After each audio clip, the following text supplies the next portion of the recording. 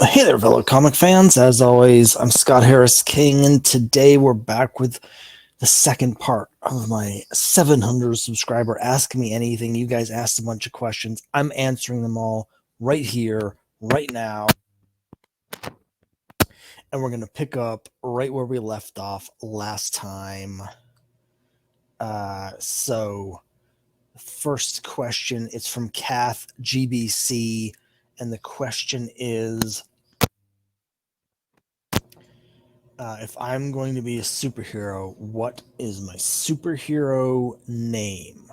It's a good question because so many names are already taken, they're trademarked, um, or copyrighted or whatever, and it's hard to get a good name these days. Um, I don't think I'd be a very good superhero, to be honest. So I think I would need to be like a comedy superhero if I'm going to be a superhero. Like I would need to be in the Inferior Five or something. Um, so recently on a vacation, my wife and I went to this old roadside diner called Pancake Man, and I got this mug with the Pancake Man logo on it. And every time I have a cocoa, I drink out of that mug and I say Pancake Man. So I'm just going to appropriate that as my superhero name, Pancake Man. Um, okay. Thanks so much for the question. Next question. Bizarre Brain Comics asks, how did you get into collecting romance comics and do you actually read them? So I've mentioned a few times, like, I got into romance comics, when I was a kid growing up, I used to watch soap operas with my grandmother. After school, my grandmother would take care of me because my parents are at work.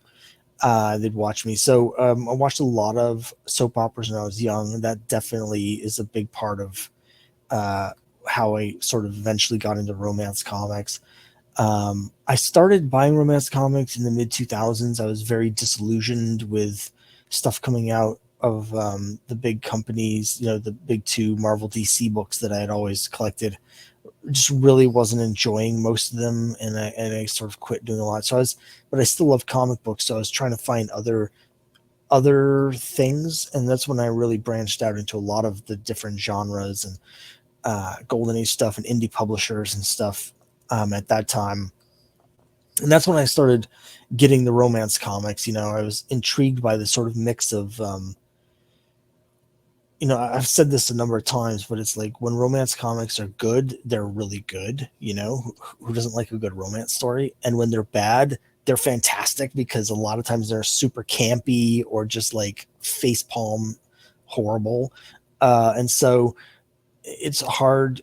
There are some formula stuff that can get boring, but very often you're getting your entertainment value one way or another. Plus, there's so many great comic book artists that did romance books. So um, that sort of drew me in for those reasons. Now, as far as actually reading them, yes, I do read them. As I mentioned, they can get pretty formulaic. So it's best to read them in small bunches. I prefer the soap opera style stories like the David and Eileen story in Just Married, or things like the Life and Love of Lisa St. Clair. I like those sort of things best. The other ones can get very formulaic, so read a couple issues here and there. So I have not read close to like all of my romance books, but I have read a lot of them because I do enjoy reading them in small doses. So thanks very much for the question and the support. I really appreciate it. Okay, Las Cruces asks, what are your thoughts on the huge fascination of superhero comics? There are a lot of really good stories in our non-superhero comics. Well, I kind of just started talking about that actually. A good segue from the last one. I that's around that same time period, around 2012. I really started getting into Archie books, and I've always been into other genre stuff. I started off before I even got into superhero stuff. I was really into fantasy and sci-fi stuff.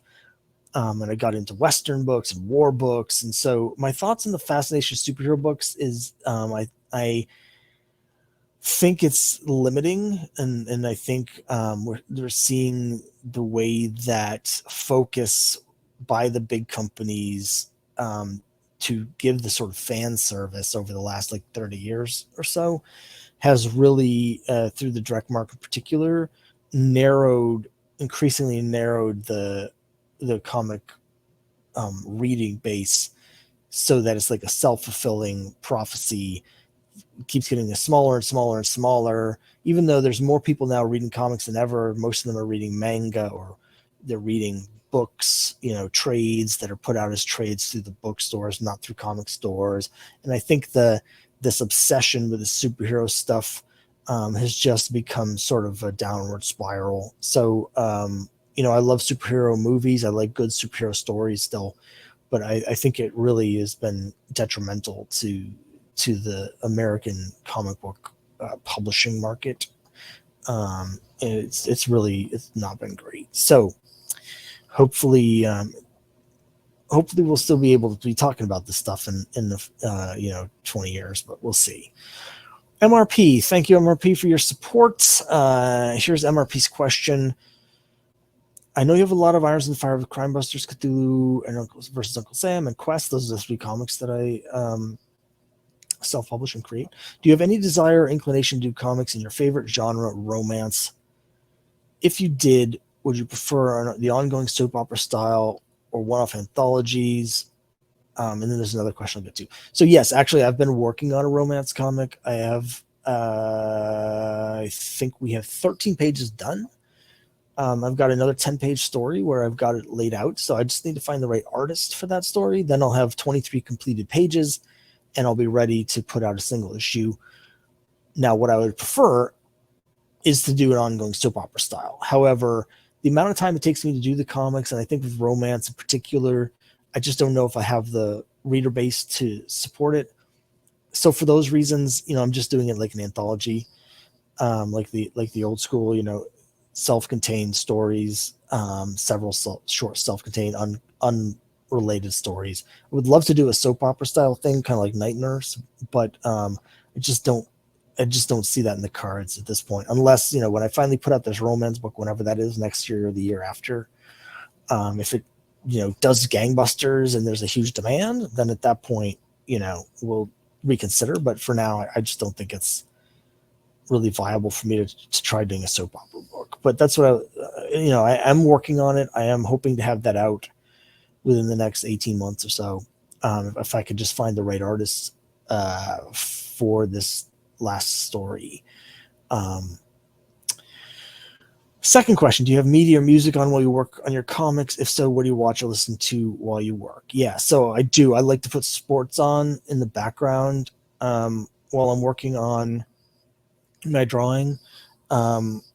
Sports that I don't really care about, like something I can just have a hockey playoff game or something on in the background. It's good background noise. Sometimes I listen to music when I'm working a quest. I listen to a lot of Tool. There's a song called Descending, which is very it has the feel for what I want to do. Like, if you're into Tool, you check it out. I listen to that on repeat for like a whole year working on Quest.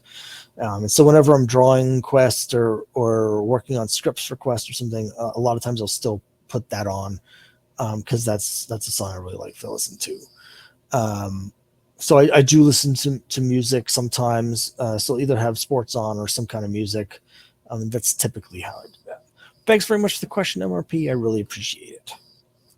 Next question. Mike Bohm asks, do you own a House of Secrets 92? Well, this is an easy one to answer. The answer is no. As a lot of people, long-time viewers will know, I don't like swamp monsters. I did almost get one once.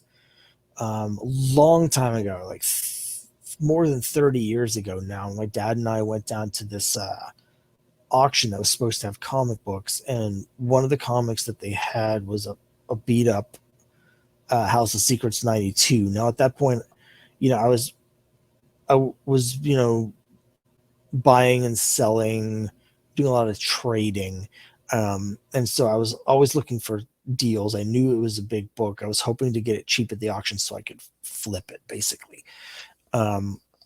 And but I ended up getting outbid. It went for more than I thought it was worth at the time, and I don't like swamp monsters, so I didn't have like a any kind of big, emotional investment in it. So that's the only time I've really come close to getting it. Obviously, it's got a classic cover and everything, but unless I luck into finding that at an antique shop or something, that's not something I'm really that care that much about. Okay, thanks for the question. Next question comes from Q the Master. What's the worst overpay you have gotten? I'm not 100% sure what you meant by this question, but you're asking like, what's the most I've overpaid for something? Um, I mean, I'm pretty stingy. I'm pretty cheap with things, so I don't tend to overpay for much. I've made some dumb decisions in the past in terms of what I was spending my money on. Things that ended up not going up in value or like losing money. So I guess in that sense I overpaid, but I rarely overpay for the current market value. So I'm not really sure how to answer this question. What's the worst overpay you've got? Trying to think of somewhere where I like really spent too much money on something.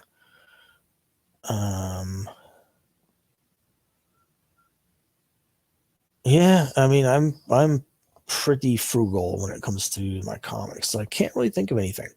Sorry, I don't think I can answer that very well. But thanks for the question. Okay, next question is from Ragman Comics. Thank you for the support, Ragman. I appreciate it. Was there a book you regret selling or letting go? Yes, I've told the story before. When I was a kid, I bought over the period of several weeks or months on like a layaway program at my comic store, Fantastic Four #5, and I made the mistake of shortly after that going to a convention where I did not have any money with me. I only had a $20 bill. I spent it, and then I found a bunch of stuff that is completely worthless, but that I desperately wanted because I wanted to read the stories, which at the time you couldn't, hadn't been reprinted. I couldn't get them anywhere else. I needed the original comics, and I wanted to read the stories, and I traded away the Fantastic Four #5 for a bunch of stuff that was almost completely worthless at the time, and is now still completely worthless. So that was one of those things where it was like, I was a teenager, my brain had not finished developing yet. So I have always regretted that. That was a mistake.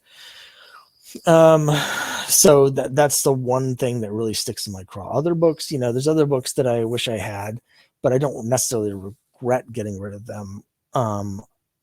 Because I either made my money back or I needed to get rid of them or something, or whatever. That's the one where I did something stupid, and now there's no chance I would still have it at this point. Even if I had kept it, I definitely would have sold it or flipped it at some point. I soured on Fantastic Four pretty quickly after that. And I'm not a huge Doctor Doom fan, so there's no question I would have traded it for something else, but I would have gotten, something else worth something, you know what I mean?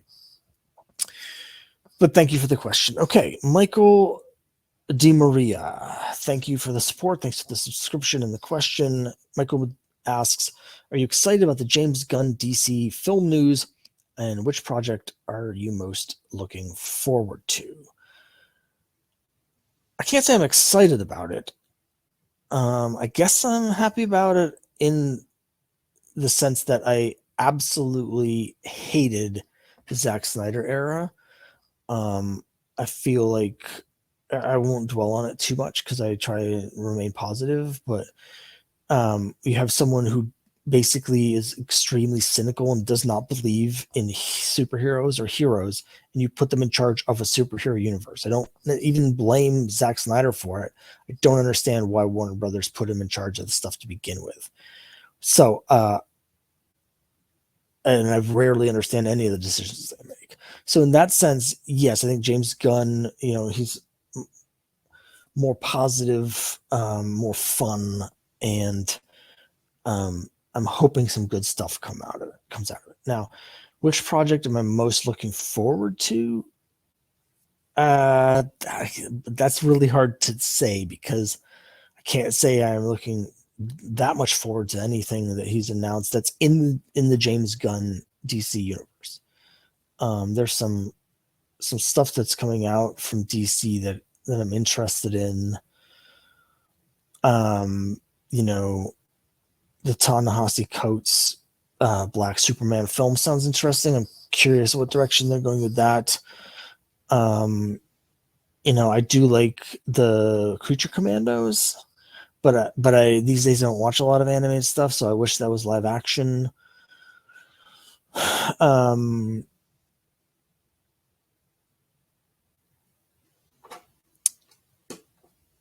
yeah, I don't know. We'll see. Like I'm not that like I've been pretty soured on all the DC stuff, to be honest. Having said that, I'm still hoping, and I still kind of think that Warlord's going to be in Aquaman 2. I know there was just announced like an animated Warlord special, like a Justice League Warlord crossover animated thing, and that made me even like that made me think, okay, they're doing that for a reason. They're not just coming out of that from nowhere. So maybe I was been right all along that Warlord's going to be a part of Aquaman 2. Um, but if that happens, I'll be super excited. But for now, like the stuff that they're putting out from DC are just not the stuff that I like from DC. I like a lot of the more obscure genre stuff. I don't really have a huge love of the superhero stuff there. So anyway, thanks for asking. I'm sorry I couldn't be a little more positive there. I'm hoping DC's trending in the right direction because I want DC movies to be good. I want to enjoy them. So hopefully James Gunn will be able to do that. We'll just have to see how it goes.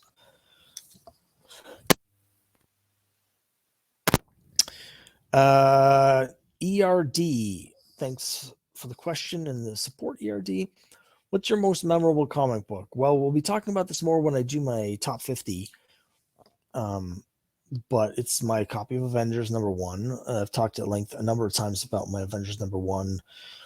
I received it for my 14th birthday, and instead of a car, I was given the choice by my parents, one or the other. I went with a comic book, and I got a sign by Stan Lee.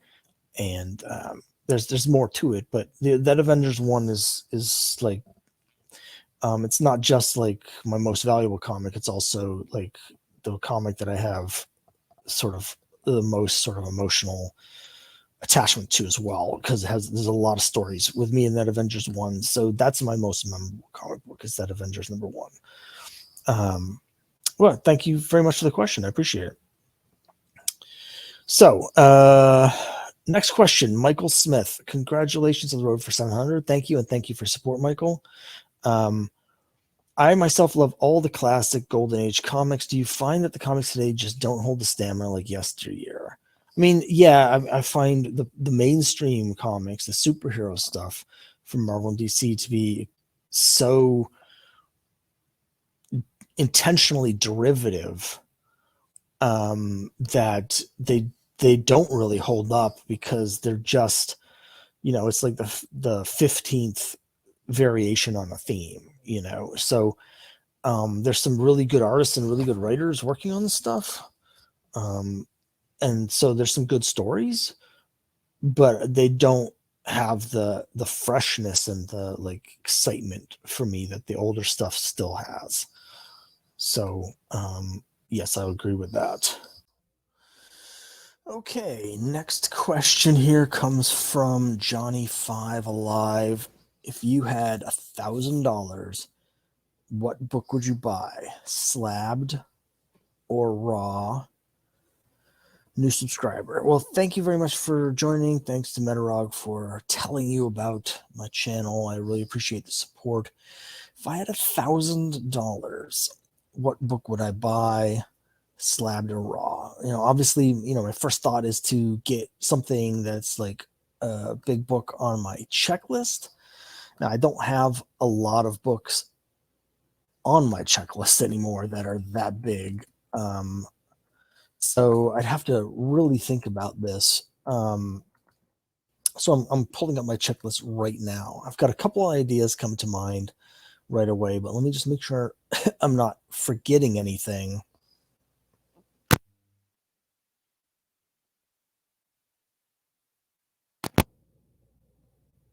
Okay, so I think my answer would be if I had $1,000 to buy one book with, it would probably be Lois Lane #1. Although I might go for Showcase #9 because Showcase 9 is the first issue of Lois Lane. She was in Showcase 9 and 10 and then got her own series starting with issue 1. So that would be a tricky one for me because, obviously, yeah, I don't know which I would get, to be honest. It would just depend, and it would be raw because I would want to read them. I mean, I think if I had $1,000, I might be able to get both of them in really low grade. I might be able to get like a 2.5 copy of each of them for 500. It'd be close. I might not be able to do that, but it would be one or the other, either Showcase 9 or Lois Lane #1. Kind of talking myself into the Showcase 9, but that's what we're looking at. So thanks for the question. I appreciate it very much. Mark Marshall asks, do you like Silver Age DC war books or Bronze Age DC horror? If so, what are your favorite titles? So the answer is yes. I prefer Bronze Age war books to either of those things. And my favorite title is Unknown Soldier, Star Spangled War Stories, starting with 151, then becoming Unknown Soldier. That's my favorite of the Bronze Age. But I do like the Silver Age DC war books as well. I like, Johnny Cloud, Sergeant Rock. I like, but the Mademoiselle Marie issues of Star Spangled War Stories. So I do like those. Now for Bronze Age DC horror, I'm not a fan of really reading horror, so I do collect Bronze Age DC horror, but mainly for the covers. So I'd say my favorite series is probably House of Secrets. A lot of great covers, and I just really like the logo as well for House of Secrets. I like House of Mystery a lot too, but House of Secrets I think is my favorite Bronze Age DC horror book. Just so many great covers, and again, I really dig the logo. So thanks very much for the question. Darren Smith. And again, thank you, Darren, for the question and the support, the subscription. Darren Smith asks, how many comics do I own? I actually don't know the answer to this. The last couple of years, I've been selling off a lot of big runs, so I don't really know where I'm at right now. My guess is I'm around 8,000 comics. I had gotten up over 10, probably close to 11. I sold quite a bit. I bought some more back. So I think probably between 8 and 9,000 at the moment. Not as many as I used to have, but probably still too many. But and I say too many simply because I don't really have the storage to I have about as many comics as I can have at the moment. And my office gets very musty and dusty and dry because of all the old comics, which gives me some breathing problems. So I should probably continue to downsize my collection. But for now, I've kind of put pause on the downsizing. But yeah, I'd say around between 8,000 and 9,000, say 8,500. So I'm still a lot, and still a lot of those I haven't read. But there you have it. So thanks for the question, Darren. I really appreciate it very much. Okay, next question. Hold on, I'm having a little bit of issue here with the old computer.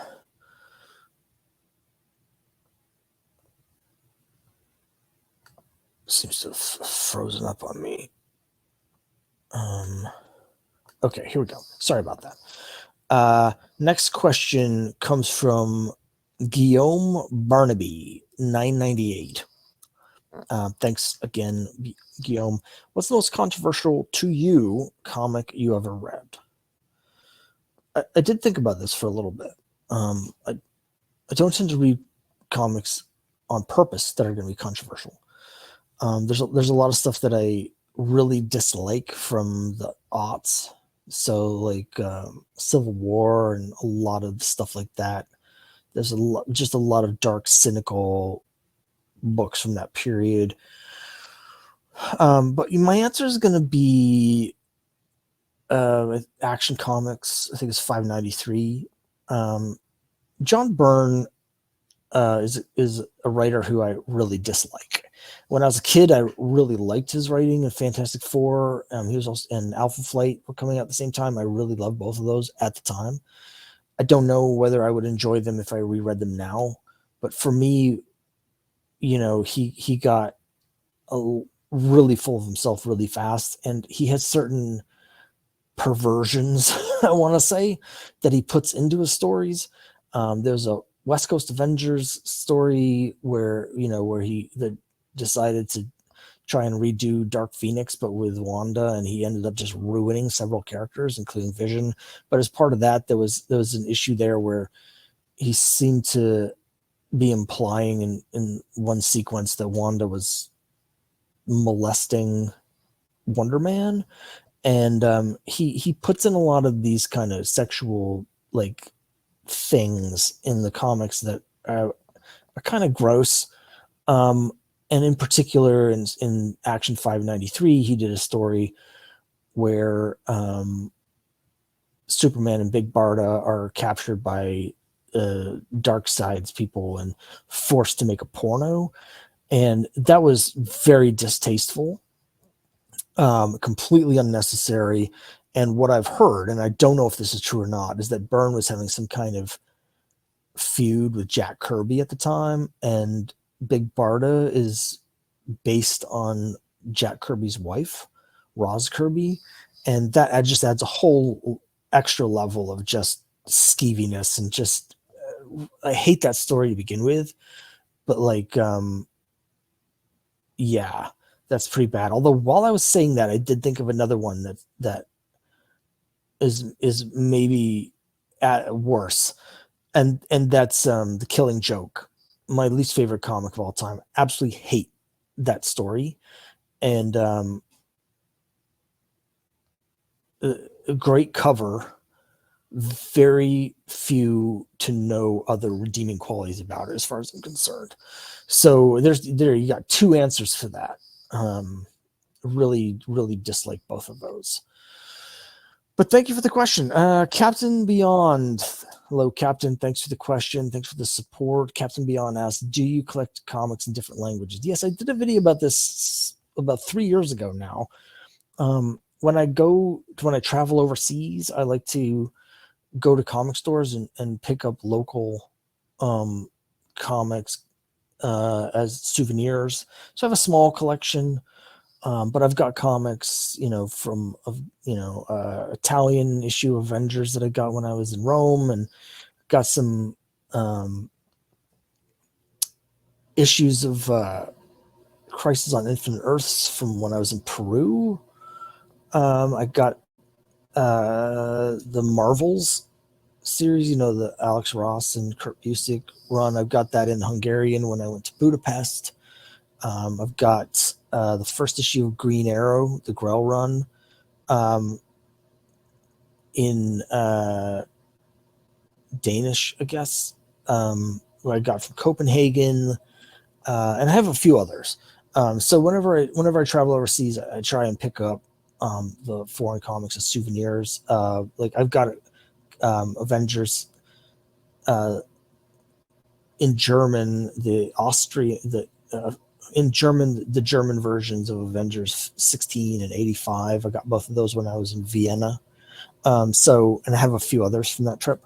So, yeah, I do collect them, but it's more like, it's mostly for that. I have some issues of Sergeant Fury from Mexico that I bought online. I've got some issues, a couple issues of Boy Comics with Crime Buster that were from Columbia.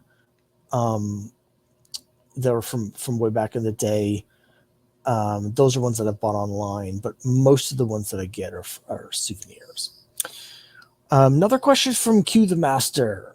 Q the Master asks, what was the worst thing you experienced through your YouTube channel? I mean, I have to say I haven't really experienced anything that bad.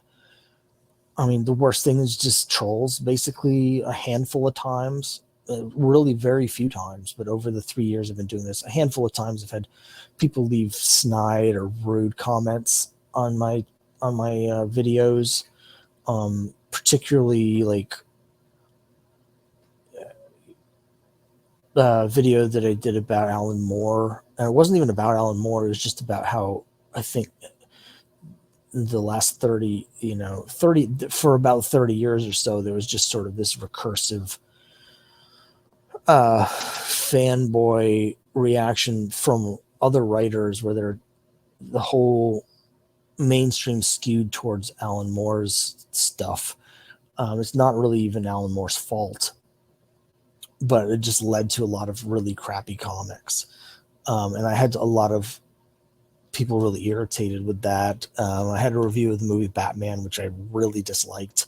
Some rude comments on there. It's just, just internet trolls, but nothing too bad. I haven't really experienced anything too bad. But that's about it. Ragman Comics asks, how did you come up with the idea about your own comics? Well, I've always wanted to do comics. Coming up with ideas, I've always thought as a writer, as a creator, like ideas, I always say the ideas are easy. Actually telling a story is the hard part. But the ideas, ideas are very easy. In terms of Crime Busters, like when I first started thinking about that, it was way back in 2009 when I first got my first issues of Boy Comics. And at that time there was this, I forget what it was even called, but there was this thing that DC was doing where they had this online comics competition where there would be these 8-page stories and they'd put up like 8 or 10 of them every month, and people would vote on which ones they liked, and whichever one won, the person would get like $500, and DC would give them like a deal to develop the comic into something longer. And so at that time I started thinking, well, I think Crime Buster could be really interesting in the modern day. But I ended up moving away from that, obviously, and set in the 50s. But that's when I really started like working out the story. But I mean, in general, in terms of ideas, it's just what do I like? What other kind of stories do I like? With Quest, my new fantasy comic, it's just I've always liked fantasy comics and D&D and stuff like that. So it was easy enough to have the idea to do it, but figuring out what the story is and what the story is about, I mean, that's the hard part. Anyway, hopefully that answered your question. I'm not sure it really did. Robot Bacon, thanks for watching and the support and the question. Robot Bacon asks, favorite weirdo indie 80s, 90s comic I've probably never heard of. Well, favorite's a hard one, because I do really dig obscure comics. I rarely like them that much when I read them, but I'll give you one you may not have heard of unless you're very local to central Massachusetts. But my LCS, That's Entertainment, the guy that founded that, when he was a kid back in the 60s, he would write and draw his own comics for fun. And his character was called Insect Man. And then once he got, had his own comic store, they started, basically he revived that, and he had writers and artists that would put out these like mini comics. And when I was a kid, I happened to find one of these at some store for 35 cents or something. And it was like little folded, like photocopied, like zine sort of thing that was just like, 8 or 10 pages or whatever. It was like, but it was Insect Man. It was like issue 105 or something. And I was just like really taken with the idea that, someone was just making these at home for 20 years and still doing it. And so I've got a soft spot in my heart for Insect Man. I do have a couple issues of Insect Man now. He put out some anniversary issues. There was a 25th anniversary one. And I think there's a 50th anniversary one. And one of them I've got has a cover by Gene Colan. So but I think the time period where it was mostly being published was really in the 80s. So hopefully that answers your question. Second question: any feelings on the public domain villain Brickbat? Brickbat's a guy who, if I remember correctly, dresses as a bat and he throws bricks at people. So, you know, I think he's hilarious. Probably not a character that I would use. Like in the original comics, he has like a Batman cowl, but he just wears like a suit, like a business suit, but with a Batman mask, and he just kills people with bricks. I'm all for like goofy characters like that. They don't really fit into any of the stuff I'm doing, so I probably won't, use them. But I think it's a hilarious character. And finally, last question is from Mike Wagoner. Thanks for the support, Mike. Do you have a definite final story for Crime Busters? I mean, the answer is yes and no. I have the story. The story that I'm telling runs through issue 30. I have ideas for future seasons, I guess you would call them. As the characters get older, I have an idea to do different stories that are almost in different genres. Like this is currently, the current Crime Busters is definitely the teen detective genre. So it's like, Scooby-Doo and the Three Investigators and that sort of thing. That's the vibe. If I were to continue the series after I finish this story with issue 30, the next one would be like spy thrillers, because I want the genres to sort of also go along with the time periods. So as our characters move into like the early 1960s, when spy things were really big, it's also sort of a natural transition for the characters that makes sense. And so like if we ever get to the early 70s, it would be sort of like political thrillers, like The Manchurian Candidate and All the President's Men, that sort of thing, those sort of 70 indie films. And the late 70s would be something like kind of like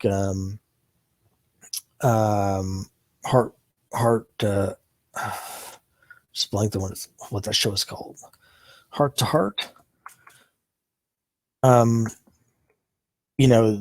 like, there's a lot of like detective TV shows in the late 70s, like Rockford Files and Vegas and Heart to Heart. It would be kind of like, Magnum PI in the early, it'd be like that. And then if I were to ever get so far, the characters in the 80s, it would be like action movie stories. So I have different stories with different genres from different time periods planned out, but I don't know if I'll ever do any of those. So I have a definite end story for this iteration of Crime Busters, and we'll just have to see when I get to that point if I want to keep doing it or if people are still interested in me doing more. If it goes beyond this, I don't have a definite endpoint. I have those sort of different genre stories planned out up through the 1980s when the characters would be in their 50s. I haven't really planned it out too much beyond that, although I do have an idea for a Trixie stuff for when she was much older. That would almost be like a Murder, She Wrote sort of thing. But I don't think I'll ever get that far. So we'll see. But anyway, that's it. Those are all your questions. Thanks so much for all your questions. I hope you enjoyed it. Let me know what you think down below of my dopey answers. And thank you all so much for all the support. And now we're on the way to 800. Tell your friends, tell your family, tell your your priest, tell your congressman to subscribe to the Classic Comic Collector. When we get to 800, I'll do another Ask Me Anything. I'll have another giveaway for more cool comics. So until then, keep your eye out. I'm still trying to do 2 videos a week. We'll have some more interesting content later this week. And thanks so much for your support, and I'll see you next time.